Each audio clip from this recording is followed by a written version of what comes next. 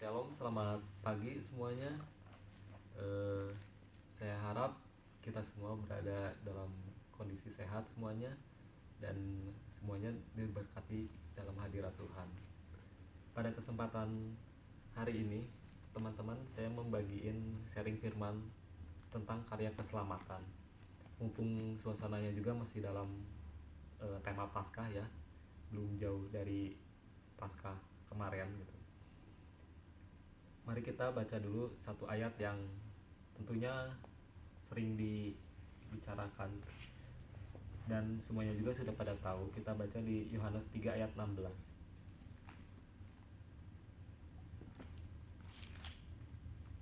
Saya bacain buat teman-teman ya. Karena begitu besar kasih Allah akan dunia ini, sehingga ia mengaruniakan anaknya yang tunggal supaya setiap orang yang percaya kepadanya tidak binasa, melainkan beroleh hidup yang kekal. Amin, saudara. Di sini dikatakan di ayat ini Allah itu kasihnya begitu besar. Kita sudah sering dengar ya ayat ini. Kalau saya bilang Tuhan itu baik gitu. Dan kalau ditanya juga ke setiap orang, pasti kalau ditanya apakah Tuhan itu baik atau tidak, pasti setiap orang jawabannya 99% mungkin jawab bilang Tuhan baik gitu. Tentunya dari kita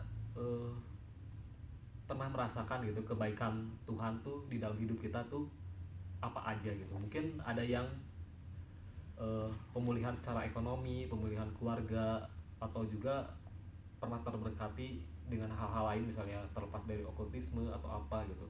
Banyak hal-hal yang Tuhan sudah lakukan untuk kita dan kita bilang itu Tuhan baik. Ya benar gitu. Itu adalah kebaikan Tuhan gitu di dalam kehidupan kita. Tapi kalau saya tanya gitu, apa sih kebaikan Tuhan yang paling gitu nomor satu yang pernah Tuhan berikan untuk kita gitu? Kalau saya bilang kebaikan Tuhan yang nomor satu itu dalam kehidupan kita adalah keselamatan. Ya, keselamatan gitu. Karena kenapa saya bilang paling gitu, paling terbaik, nomor satu gitu. Karena Tuhan Yesus kasih kita keselamatan gitu. Itu adalah suatu kekekalan gitu. Kalau berkat yang lain, berkat jasmani, berkat kesehatan, berkat apa materi kayak gitu kan paling bertahan sekitar 70 sampai 80 tahun manusia hidup, dan udah itu kita nggak akan bawa gitu kan ke ke surga nanti gitu. Kalau pas kita meninggal kan kita belum pernah dengar ya ada yang meninggal terus dia bawa mobilnya, bawa Ferrarinya, bawa rumahnya gitu pas dia meninggal. Nggak ada kan gitu. Kita meninggal nggak bawa apa-apa juga gitu. Bersyukurlah gitu ya, karena di dalam Tuhan Yesus Kristus kita tuh mendapatkan keselamatan itu gitu. Sedangkan orang yang di luar Kristus, mereka sedang menuju ke neraka yang kekal gitu, kebinasaan. Keselamatan yang Tuhan berikan itu adalah kekal ya teman-teman. Bukan hanya hari ini, bukan hanya sampai tahun depan gitu, bukan hanya 100 tahun, 1000 tahun gitu, 10.000 tahun, tapi keselamatan itu adalah kekal. Dan seharusnya setiap Paskah kita merenungkan gitu ya, betapa besarnya kasih Allah itu kepada kita. Teman-teman di sini ada yang udah nonton film Passion of the Christ? Udah ya semua pasti, atau minimal tahu lah gitu ya. Kalau saya nonton film itu ngelihat apalagi waktu Tuhan Yesus disiksa gitu ya, itu tuh rasanya tuh apa ya, menyedihkan gitu ya, ngelihatnya tuh sedih gitu. Diludahin kayak gitu.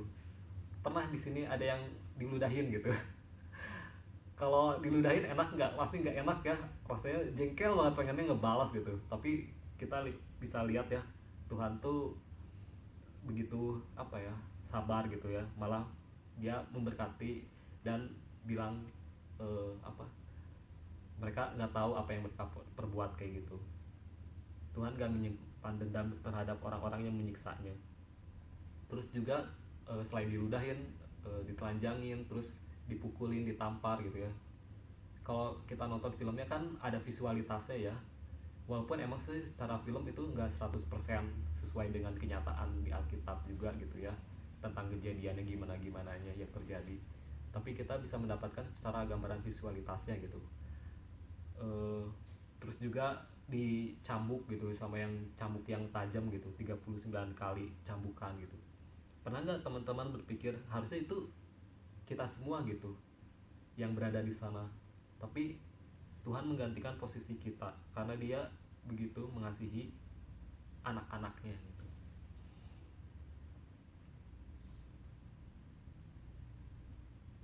Karena manusia itu, kita semua tahu ya, manusia itu udah jatuh di dalam dosa. Kitab Roma juga mengatakan manusia tuh semuanya berdosa dan telah kehilangan kemuliaan Allah gitu. Nggak ada satupun di dunia ini orang yang merasa dirinya, oh, saya nggak berdosa, saya nggak harusnya dihakimi di tempat itu gitu ya, di salib itu. Enggak, teman-teman, soalnya semua manusia yang hidup di dunia ini semuanya telah berdosa, dan manusia itu kecenderungannya berbuat dosa, pasti menginginkan hal-hal yang negatif dan terus berdosa. Oleh karena itulah kita membutuhkan penebusan itu ya teman-teman. Balik lagi ke topik tentang pembahasan tentang Paskah. Tahu nggak teman-teman, Paskah itu telah terjadi sebelum zamannya Yesus. Kita kan kebanyakan taunya Paskah itu terjadinya waktu setelah Yesus disalibkan, meninggal dan bangkit gitu ya. Kebanyakan kita merayakan Paskahnya tahu karena kejadian itu gitu. Tapi sebenarnya Alkitab mencatat gitu, Paskah itu sudah ada di zaman dulu gitu. Malah di Perjanjian Lama itu udah ada Paskah gitu. Kalau Paskah sendiri artinya itu Passover, artinya dilewati oleh maut gitu. Mari kita baca di Keluaran 12. Keluaran 12. Kita buka di Keluaran 12. Di situ kalau ada topiknya sih ada tulisannya tentang perayaan Paskah. Di situ jelas ya, berarti dari zamannya Musa itu udah ada yang namanya Paskah gitu.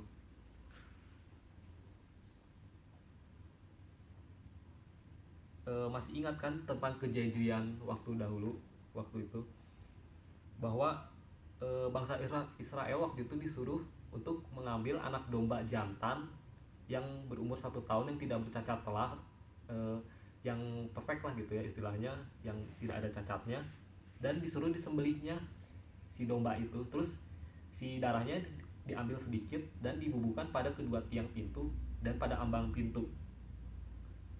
Dan setelah itu kita juga tahu ya teman-teman, kejadiannya waktu itu dimana murka Allah datang kepada bangsa Mesir waktu itu ya. Tapi kalau ada rumah yang dibubuhi tanda itu gitu ya, tanda darah itu, si murka Allah itu, malaikatnya pencabut nyawa itu lewat gitu ya, dan selamatlah orang yang di dalam rumah yang telah dibubuhi tanda itu. Saya baca di Keluaran 12 ayat 12.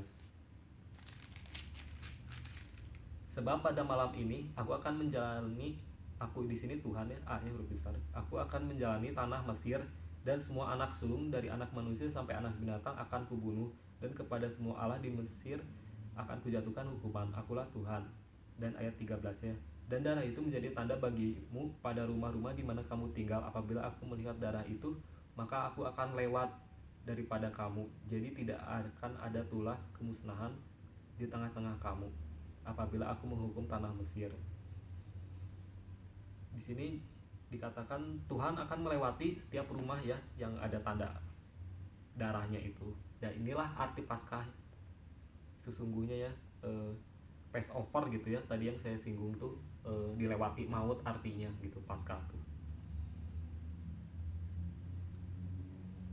Wow banget ya teman-teman, karena kita semua percaya nggak percaya, kita semua ada tanda Kristusnya gitu ya di dalam kehidupan kita. Malah waktu dulu ada yang pernah bersaksi gitu ya, salah satu hamba Tuhan, katanya dia pernah dikasih penglihatan gitu. Terus dia tuh setelah dibuka penglihatannya, mata rohaninya, dia melihat di dahi kita tuh semuanya ada darah Kristusnya gitu, tanda darah Kristusnya gitu. Sedangkan orang-orang yang di luar Kristus, yang bukan anak-anak Allah, itu tidak ada tandanya gitu. Jadi kita tuh udah ada marknya gitu, udah ada capnya gitu istilahnya.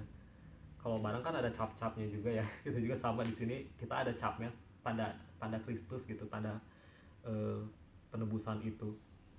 Ingat gak dulu juga saya pernah khotbah kalau nggak salah di ibadah doa tentang tanda kalau hamba gitu.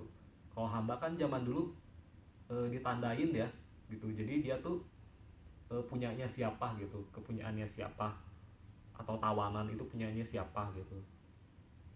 Tapi setelah dia ditebus biasanya tandanya menjadi milik yang penebusnya itu gitu, udah dibebaskan lagi.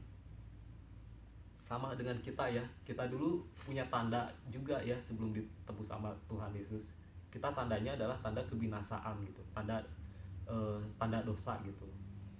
Tapi setelah kita menjadi anak-anaknya Allah, kita memiliki tanda Kristus dan memiliki status yang berubah gitu.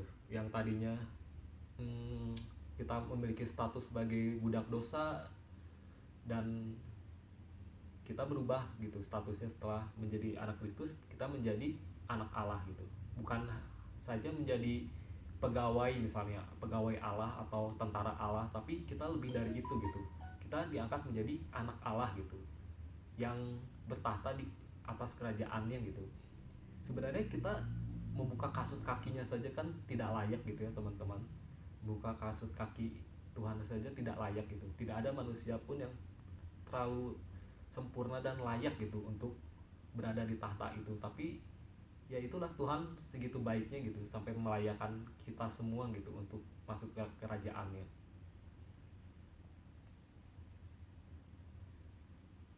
Dan teman-teman, kalau kita pikir gitu ya, oh kayak keselamatan tuh kayak gratis ya, soalnya kita kayak nggak ngelakuin apa-apa, terus kayak nerima instan gitu ya, kayak yang murah gratis gitu. Tapi teman-teman tahu nggak, kenyataannya sebenarnya kita tuh nggak gratis gitu ya diselamatkan tuh. Penebusan itu ada yang bayarin gitu teman-teman. Jadi kita menerimanya kayak yang gratis tapi nggak murahan gitu. Dan malah harganya tuh mahal gitu, karena yang menebus kita tuh bukan darah sembarangan gitu ya, bukan darah orang sembarangan gitu, tapi yang menebus kita adalah darah anak domba Allah gitu, darah Kristus sendiri, darah Tuhan sendiri. Dan kalau mungkin minggu kemarin di khotbah Almon bilang kan darahnya Tuhan tuh kalau ada grade-nya tuh grade yang tertinggi lah gitu ya. Ya emang benar gitu, darah yang Tuhan berikan tuh sangat mahal gitu dan tak ternilai harganya gitu. Terus kalau kita bicarain tentang salib juga ya, salib itu adalah, kalau menurut saya sih itu adalah seperti kayak pertukaran ya, pertukaran yang dimananya harusnya saya dan kamu dan kita semua manusia digantung di sana, tapi Tuhanlah yang menggantikan posisi kita. Dia berkata, Tuhan berkata, udah biar saya saja yang dihukum, kamu gak usah gitu. Tuhan kita tuh begitu baik ya teman-teman. Dia mau menukar apa yang harusnya manusia kena hukuman gitu ya, yang manusia sudah berdosa, tapi Tuhan mau gitu, karena begitu mengasihinya, karena Tuhan begitu mengasihi anak-anaknya, begitu mengasihi manusia, dia mau menukar tempatnya dengan kita. Tuhan mau melakukan penebusan, dan penebusan itu butuh ada media. Medianya apa teman-teman? Yaitu seperti zaman dulu, darah dan daging untuk menebus kita. Jadi kalau Tuhan nggak jadi manusia, makanya nggak akan ada penebusan, karena penebusan itu butuh yang namanya darah dan daging gitu. Jadi Tuhan datang menjelma menjadi manusia itu hanya untuk itu dibunuh gitu, untuk mengorbankan darah dan dagingnya untuk umat manusia, penebusan itu. Mungkin ada orang yang berkata, oh Tuhan kan maha bisa ya, maha berkuasa, ya udah nggak usah, maafin aja semua manusia, langsung masuk ke kerajaan Allah. Saya bilang itu nggak bisa gitu, karena itu bertentangan dengan sifat Tuhan sendiri, yaitu Tuhan adalah adil dan setia. Di Alkitab kan mencatat Tuhan adalah adil dan setia. Jadi keadilan itu tetap harus ditegakkan, dan penebusan itu ya dengan cara yang tadi, harus ada darah dan daging yang harus dikorbankan. khotbah hari ini sebenarnya nggak terlalu panjang ya teman-teman, cuman mau mengingatkan lagi gitu tentang kasih Tuhan yang tadi. Untuk menutup sebentar, ada ilustrasi juga tentang raja dan anak. eh, ada cerita gitu ya teman-teman, di suatu negeri ada suatu negara gitu ya yang aman, tentram gitu. Rajanya rajanya tuh adil dan bisa mengurus negerinya gitu. Rajanya ini punya satu anak, ya anak cowok lah gitu ya, berusia kurang lebih 30 tahunan lah si anaknya. Terus si rajanya juga terkenal masyarakatnya tuh penuh kasih gitu ya, dan disukai lah pokoknya sama masyarakat karena dia menegakkan hukumnya tuh adil gitu. Dan karena saking adilnya juga, tingkat kriminal juga nggak terlalu banyak ya, karena rajanya adil gitu, tegas dengan hukumnya. Tapi sayangnya teman-teman, si anaknya yang satu-satunya ini yang laki-laki itu, dia tuh anaknya berandalan gitu ya, apa ya, susah diatur gitu. Sama ayahnya sendiri itu susah diatur gitu sama rajanya itu. Dan anaknya suka pesta pora, suka mabuk-mabukan kayak gitu, bermain judi. Dan pada suatu hari si anaknya laki-laki ini sedang bermain judi dan dia kalah besar gitu. Dan juga pikirannya sedang mabuk gitu ya, sedang mabuk-mabukan, pikirannya lagi nggak sehat. Dia akhirnya membunuh si lawan bermain judinya itu. Dan pas dia sadar gitu, dia kaget gitu, dia sangat menyesal apa yang dia lakukan gitu. Si anak laki-laki ini, dia takut juga gitu, sangat takut sekali. Soalnya di hukum negeri itu, kalau orang sudah membunuh, balasannya adalah dibunuh juga gitu. Dan ya teman-teman, ayahnya si sang raja itu, dia juga bingung gitu ya gimana caranya gitu ya. Dia mencari 1000 cara untuk membebaskan si anaknya ini. Tapi ya teman-teman, hukum harus ditegakkan gitu ya. Oh, rajanya sangat sedih waktu itu teman-teman. Singkat cerita, si anaknya hari H dihukum gitu ya. Dia diletakkan di satu kayak podium gitu ya, di tengah-tengah balai kota mungkin ya. Ditutupi kepalanya lah. Dan sebelum dibunuh, dia disiksa dulu. Setelah disiksa, dia akhirnya digantung gitu, meninggal. Tapi teman-teman, ada hal yang sangat mengejutkan di sini. Sewaktu dibuka tutup kepalanya, teman-teman tahu nggak siapa yang ada di situ gitu? Ternyata si sang rajanya lah yang di situ gitu. Dan otomatis masyarakatnya sangat kaget ya teman-teman semuanya, bahwa rajanya yang sangat dikasihi oleh masyarakat semua gitu meninggal gitu. Yaitu teman-teman, karena si rajanya sangat sayang dengan anaknya dan dia mau menggantikan posisi si anaknya yang bersalah tadi. Si anaknya melihat dari kejauhan gitu, dengan sangat terpukul dan berat hati gitu. Dia sangat menyesali kesalahannya. Dan teman-teman, waktu itu hukumnya kan gitu, kalau raja meninggal berarti kan otomatis anak yang nanti akan memimpin, menggantikan rajanya gitu. Si anaknya datang ke tengah-tengah podium itu, dia sambil memeluk mayat ayahnya sambil menangis, dan dia berjanji kepada masyarakat sekitar juga bahwa dia akan bertobat dan tidak akan mengulangi kesalahannya. Dia akan menjadi raja yang adil seperti ayahnya dan memimpin negeri itu menuju kemakmuran. Nah teman-teman, apa sih yang bisa kita pelajari dari cerita tadi? Kita belajar Tuhan menggantikan kita dari hukuman yang harusnya menimpa kamu dan saya gitu. Seperti raja tadi ya teman-teman, dia rela gitu untuk disiksa mati untuk orang yang dikasihinya. Begitu juga dengan Tuhan kita, karena dia memiliki kasih yang begitu besar, dan malah saya bisa bilang ya terlalu besar gitu kasihnya. Ya dia pasti rela ya menukar gitu, disiksa dan mati untuk kita gitu.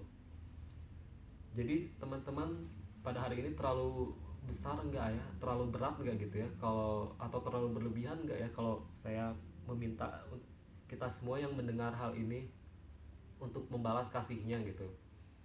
Pernah nggak sih teman-teman pikirin gitu, kita tuh harusnya bisa gitu melakukan sesuatu untuk Tuhan gitu, untuk minimal apa ya, tidak berkompromilah dengan dosa gitu ya, hidup berkenan dengan di hadapan Tuhan, dan kalau bisa teman-teman menyenangkan hati Tuhan juga gitu. Pada kesempatan hari ini marilah teman-teman semuanya, kita hidup bukan kita lagi yang hidup Tuhan, teman-teman pada mulai hari ini cobalah hidup mendengarkan apa yang Tuhan inginkan di dalam kehidupan kita, karena dia pemilik hidup kita gitu, dia yang udah menebus hidup kita. Dan ya tadi gitu, kita harus menjauhi segala larangannya, bukan karena kita takut masuk neraka, bukan karena kita takut dihukum, tapi kita menuruti Tuhan karena kita sayang gitu sama Tuhan, karena dia juga udah terlalu sayang gitu untuk kita ya. eh, Terima kasih teman-teman, khotbah kali ini cukup sekian. Mari kita satukan diri dalam doa.